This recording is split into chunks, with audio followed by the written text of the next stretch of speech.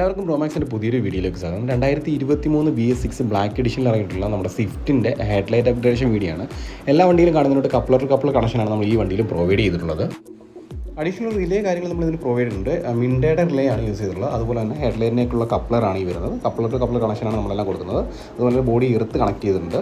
അതിനുശേഷം നമ്മൾ നമ്മുടെ ബാറ്ററിയിൽ നിന്ന് എടുത്തുള്ള റിലേക്ക് എടുത്തുള്ള ഒരു ഫ്യൂസ് സഹിതമാണ് കൊടുത്തുള്ളത്. എന്തെങ്കിലും ഫെയിലുകളോ കാര്യങ്ങളോ ഉണ്ടായി കഴിഞ്ഞാൽ ആ ഫ്യൂസ് ആയിരിക്കും ആദ്യം പോവുക. മാരുതി ജെനുവിൻ്റെ ബ്രാൻഡ് ന്യൂ 2 ഹെഡ്ലൈറ്റും അതിന് ഒരു വയറിംഗ് കിറ്റുമാണ് നമ്മളിത് പ്രൊവൈഡ് ചെയ്തിട്ടുള്ളത്. അതുപോലെ തന്നെ വണ്ടിയുടെ പഴയ ഹെഡ്ലൈറ്റ് നമുക്ക് എക്സ്ചേഞ്ച് ചെയ്തുകൊണ്ടാണ് കസ്റ്റമർ ഈ പുതിയ ഹെഡ്ലൈറ്റ് വാങ്ങിയിട്ടുള്ളത്. വണ്ടിയുടെ കിലോമീറ്റർ സംബന്ധിച്ച് പറയുകയാണെങ്കിൽ ഏകദേശം ഒരു 500 കിലോമീറ്ററിന് താഴെ മാത്രമേ വണ്ടി ഓടിയിട്ടുള്ളൂ. Brand new വെഹിക്കിളാണ്. ഈ വണ്ടിയിൽ ഒരു രീതിയിലുള്ള വയർ കട്ടിങ്ങോ ലൂപ്പിങ്ങോ കൂടാതെ തന്നെയാണ് ഈ ഫുൾ ഓപ്ഷൻ്റെ ഹെഡ്ലൈറ്റ് ഇൻസ്റ്റാൾ ചെയ്തിട്ടുള്ളത്. വണ്ടിയുടെ വാറണ്ടിക്ക് ഒരു രീതിയിലുള്ള എഫക്റ്റീവോ ഉണ്ടാവാത്ത രീതിയിലാണ് ചെയ്തിട്ടുള്ളത്. ഹെഡ്ലൈറ്റ് നേരിട്ട് കണ്ട് ബോധ്യപ്പെട്ടതിന് ശേഷം മാത്രം, ബ്രാൻഡ് ന്യൂ ആണെന്ന് ബോധ്യപ്പെട്ടതിന് ശേഷം മാത്രമേ നമ്മൾ ഏതൊരു കസ്റ്റമറിനും വണ്ടിയിൽ അത് ഇൻസ്റ്റാൾ ചെയ്ത് കൊടുക്കുള്ളൂ. വണ്ടി വന്നപ്പം വണ്ടിയുടെ ഒരു അവസ്ഥ ഈ രീതിയിലായിരുന്നു. അതായത് നോർമൽ ഹെഡ്ലൈറ്റ് വെച്ചിട്ടുള്ള ലുക്കും ആഫ്റ്റർ പ്രൊജക്ടർ ഹെഡ്ലൈറ്റ് വെച്ചതിന് ശേഷമുള്ള ലുക്കാണ് നിങ്ങൾ കണ്ടുകൊണ്ടിരിക്കുന്നത്.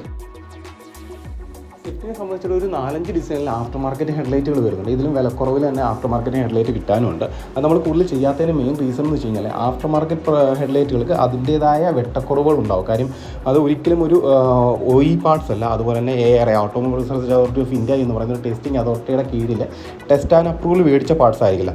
അപ്പം OEM ഹെഡ്ലൈറ്റിൻ്റെ പ്രത്യേകത വെച്ച് കഴിഞ്ഞാൽ ലോയിൽ ഇത്ര ഇൻറ്റൻസിറ്റി ആവശ്യമാണ്, ഹൈയിൽ ഇത്ര ഇൻറ്റൻസിറ്റി വേണമെന്നൊരു നിബന്ധന മൂലമാണ് ആ ഹെഡ്ലൈറ്റ് ഉണ്ടാക്കിയിട്ടുള്ളത്. അതിന് അത്രത്തോളം വെട്ടം കിട്ടും. ആഫ്റ്റർ മാർക്കറ്റ് ആകുമ്പോൾ അത്രത്തോളം വെട്ടം കുറവായിരിക്കും.